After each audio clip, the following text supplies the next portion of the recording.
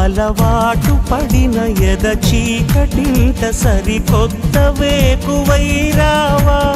కిరణాలు పడని తెర చాటులోని ఏకాంతమే వదులుకోవా